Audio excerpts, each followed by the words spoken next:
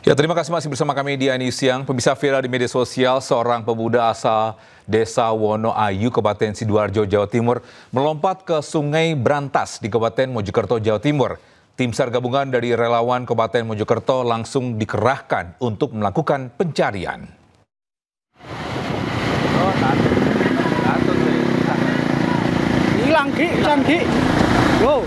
Seorang pemuda warga Desa Wonoayu, Kabupaten Sidoarjo, melompat ke Sungai Brantas, Desa Lengkong, Kecamatan Monyoanyar, Kabupaten Mojokerto, Jawa Timur.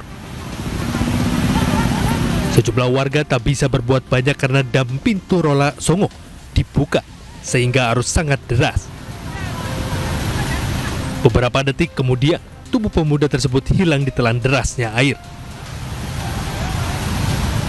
Sebelum melompat ke Sungai Brantas, korban sempat menitipkan sepeda motor kepada supeltas yang mengatur lalu lintas di dam Rola Songo.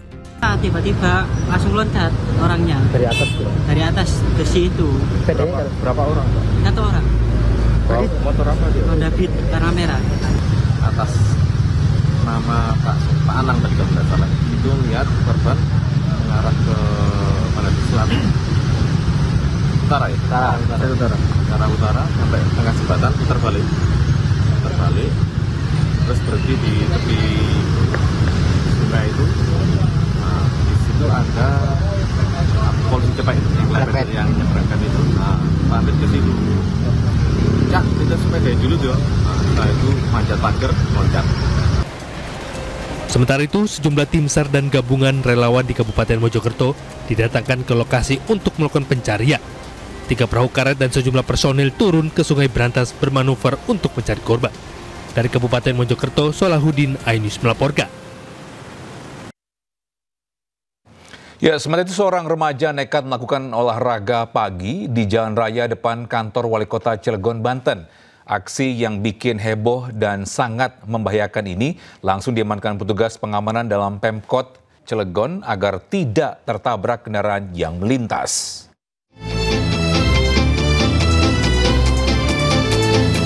Seorang remaja berolahraga pagi di tengah jalan raya di depan kantor Wali Kota Cilegon, Banten. Insiden ini terjadi saat aktivitas kendaraan sudah ramai pada jam berangkat kerja. Selain membahayakan diri sendiri, aksinya membahayakan para pengendara yang melintas.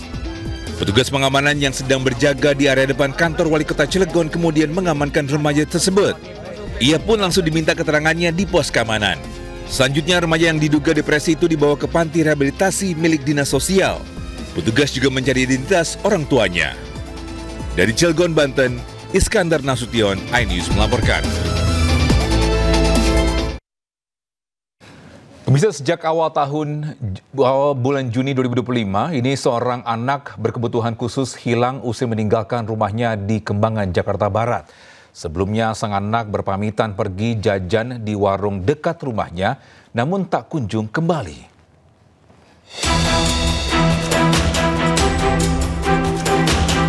Yunanda Pandu Pratama, 16 tahun, anak berkebutuhan khusus dikabarkan hilang usai meninggalkan rumah di Jalan Haji Nazir, Serengseng, Kambangan, Jakarta Barat.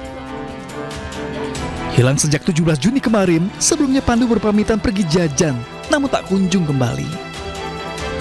Ini adalah kali kedua Pandu hilang setelah sempat hilang Mei lalu hingga akhirnya ditemukan dengan GPS ponsel yang teracak di wilayah Cilegon, Banten. Saat itu, kepada sang ibu, Pandu hendak pergi ke Aceh bertemu teman yang berkenal di media sosial. Namun kali ini, Pandu pergi tanpa membawa ponselnya. Ayahnya sih celana pendek abu-abu sama kaos, sama sendal jepit. Kaosnya warna abu-abu juga. Abu-abu. Bu, mungkin kalau untuk ciri-ciri fisiknya sendiri, Pandu itu seperti apa sih, Bu? Pandu itu memang anak kebutuhan khusus, ciri khas dia tinggi, kulitnya sawo matang, anaknya ganteng. Anaknya ganteng, Mas, nggak kelihatan kalau anak kebutuhan khusus. Ganteng kalau Mas tahu udah foto-foto dia, anak saya ganteng gitu. Terus dia berkacamata. Keluarga berharap bagi pemirsa yang melihat Pandu agar melapor dan mengantarkan ke pihak keluarga atau ke kantor kepolisian terdekat. Dari Jakarta, Miftahul Gani, iNews melaporkan. Kita beralih ke Jawa Timur, di mana seorang ASN yang menganiaya kurir di Pamekasan ditangkap polisi. Tersangka dan istrinya mengaku emosi karena handphone yang diantar korban dinilai palsu. Mas! Bapak, lihat Oknum aparatur sipil negara Zainal Arifin yang menganiaya seorang kurir di Pamekasan, Jawa Timur ditangkap polisi. Pelaku yang bekerja di lingkungan pemerintah Kabupaten Sampang ini telah berstatus tersangka dan ditahan di Mapolres Pamekasan. Akibat perbuatannya, tersangka terancam hukuman 9 tahun penjara. Bisa ada, tapi kami lakukan pendalaman terhadap korban dan saksi yang lain. Apakah ada keterlibatan istrinya? Akan kami dalami, videonya nanti rekan-rekan. Peristiwa bermula saat korban sedang mengantarkan paket berisi handphone untuk istri tersangka. Setelah melakukan pembayaran, istri tersangka menyebut handphone yang diterimanya palsu. Tersangka yang ada di lokasi tidak terima dan langsung emosi. Usai adu mulut, tersangka menganiaya korban dan merampas uang korban. Video aksi Bang Jago ini viral di media sosial. Dari Pamekasan, Jawa Timur, Dedi Priyanto, iNews melaporkan. Pemirsa, sepasang remaja terekam kamera amatir warga melakukan perbuatan asusila di Taman Alun-Alun, Kabupaten Pandeglang, Banten. Warga menyebut minimnya penerangan dan petugas yang berjaga membuat lokasi itu sering dijadikan lokasi aksi tidak senonoh.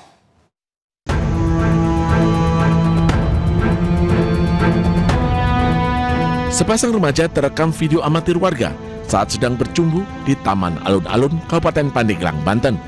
Warga menyebut aksi asusila ini kerap terjadi di kawasan alun-alun. Minimnya lampu penerangan dan petugas yang patroli membuat sejumlah remaja nakal berani melakukan perbuatan tak senonoh di lokasi ini. Oh itu ya, saya lihat di medsos ya, lagi viral itu katanya kan, di media sosial tuh. Yang menurut saya sih itu sangat sayang banget ya di alun-alun Kota Pandeglang, apalagi di pusat pemerintahan ya kan ya, dengan kondisi memang kan alun-alun lagi gelap ya, kelihatannya kurang ada pencahayaan gitu. Pemkab Pandeglang meminta pihak terkait mengusut tuntas peristiwa ini agar peristiwa serupa tidak terulang kembali. Saya dengan Ibu Bupati sudah memerintahkan ke Kadisub untuk segera memperbaiki atau merenovasi lampu-lampu minimal yang ada di sekitar alun-alun supaya tidak terjadi hal-hal yang tidak kita inginkan dan hal-hal yang tidak bermoral yang terjadi di alun-alun ini. Dan ini akan segera kami tindak lanjuti supaya bagaimana pencahayaan atau di alun-alun ini supaya lebih terang lagi. Kini petugas masih mencari sejoli yang terekam kamera melakukan perbuatan tidak senonoh di Taman Alun-Alun. Dari Pandeglang, Banten, Iskandar Nasution, iNews melaporkan. Pemirsa, aparat kepolisian Polres Metro Jakarta Selatan melakukan olah TKP di lokasi kasus tindak pelecehan seksual yang dilakukan seorang guru mengaji. Pelaku diminta polisi untuk mempraktekkan perbuatan kejinya terhadap para korbannya di lokasi kejadian.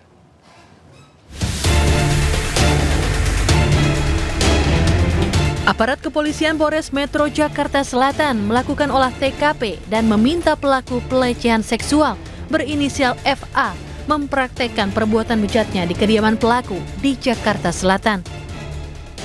Di hadapan polisi, pelaku mempraktekkan saat mengajar para korban hingga melecehkannya. Salah satu orang tua mengungkapkan jika anaknya mengalami 2 kali pelecehan seksual oleh tersangka di tahun 2024. Saat itu anak korban masih ikut pengajian bersama tersangka. Modusnya, tersangka yang telah berusia parubaya menunjukkan alat kelamin kepada korban ketika mengisi materi. Hal itu membuat sang anak ketakutan dan alami trauma hingga memilih keluar dari tempat pengajiannya. Para orang tua korban berharap kejadian serupa tidak terulang kembali di kemudian hari dan berharap para pengajar agama yang mengisi pengajian di komplek atau perumahan warga harus bersertifikasi. Dari Jakarta, Helmi Sajangbati, iNews melaporkan. Ya, sementara itu pemirsa, seorang pria dengan jaket warna biru lakukan aksi pencurian di sebuah konter HP di Banjarnegara, Jawa Tengah. Aksi ini sempat rekam kamera CCTV konter dan viral di media sosial.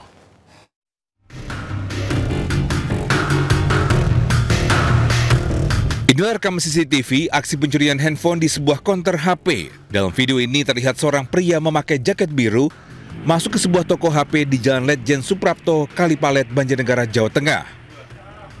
Kejadian berawal saat pemilik toko sedang tertidur di sebuah etalase. Saat terbangun, ia terkejut melihat 2 unit HP pajangan telah lenyap di atas etalase. Setelah dicek melalui CCTV, diketahui bahwa HP tersebut telah diambil oleh seorang pria tak dikenal.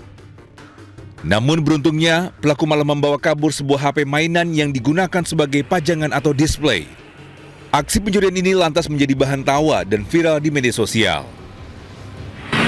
Yang diambil HP apa mas? HP cumi mas, HP mainan contoh kayak gini mas. Jadi ini aku nggak nyala mas, cuma segel aja. Jadi yang diambil kan di situ HP 2. Berapa jumlahnya mas? 2 mas. Karena di situ ada 3, terus yang di bawah ada 4. Tapi yang diambil cuma 2. Dihimbau kepada para pelaku usaha khususnya toko-toko HP untuk lebih waspada dan menyimpan barang-barang berharga di tempat yang lebih aman agar hal serupa tidak terulang lagi. Dari Banjarnegara, Jawa Tengah, Nurdin Fauzi, iNews melaporkan. Pemirsa, Polda Sumatera Selatan memusnahkan 614 pucuk senjata api rakitan di Palembang, Sumatera Selatan. Ratusan senjata api ini hasil dari operasi Sikat Musi dan pengungkapan sejumlah kasus yang jumlahnya meningkat dibandingkan tahun 2024.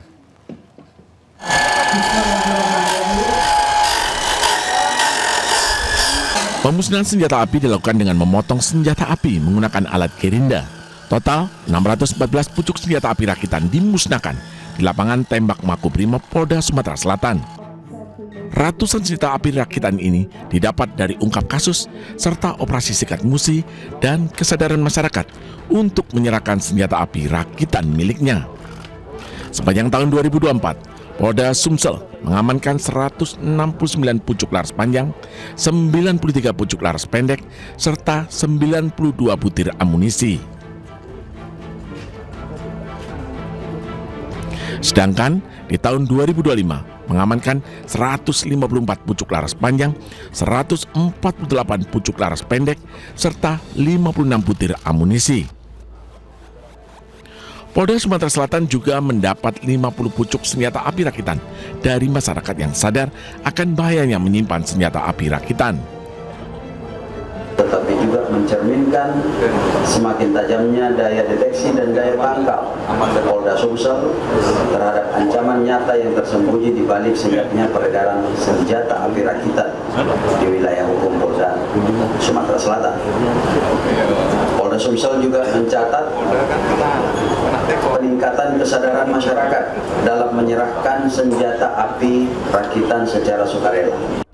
Dalam operasi Sikat Musi tahun 2025 ini, terjadi kenaikan kasus 10% dibanding tahun 2024 dari 28 menjadi 31 kasus. Dari Palembang, Sumatera Selatan, Firdaus, iNews melaporkan. Sementara itu di Lampung, konflik antara warga versus gajah liar kembali pecah di Kabupaten Lampung Timur. Kawanan gajah liar merangsek masuk ke permukiman warga hingga merusak perkebunan seluas 10 hektar.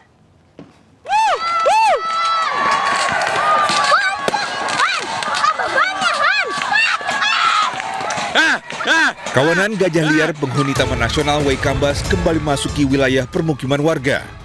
Kali ini konflik warga versus gajah terjadi di Desa Braja Asri, Kecamatan Waijepara, Kabupaten Lampung Timur. 6 ekor gajah dilaporkan telah mulai memasuki area persawahan warga. Masyarakat desa bersama aparat gabungan pun berusaha mengusir mamalia raksasa tersebut agar dapat kembali masuk ke habitatnya, hingga berupaya selama kurang lebih 10 jam gajah akhirnya kembali ke hutan kawasan Waikambas. Jumlah gajah 6 ekor, 5 dewasa, 1 anak. Upaya kita sendiri untuk mengatasi ini agar tidak terjadi lagi seperti apa, Pak? Ya, sampai saat ini kita baru bisa melakukan penjagaan dan penghalauan. Kejadian gajah masuk ke permukiman bukan baru kali ini terjadi. Kawanan gajah liar sudah terus keluar area hutan sejak 4 bulan terakhir. Warga pun mengaku telah merasa lelah menghalau gajah dan menuntut ganti rugi ke pemerintah atas seluruh kerugian yang mereka alami akibat ulah gajah liar tersebut. Dari Lampung Timur, Lampung, Tinus Kristanto, iNews melaporkan.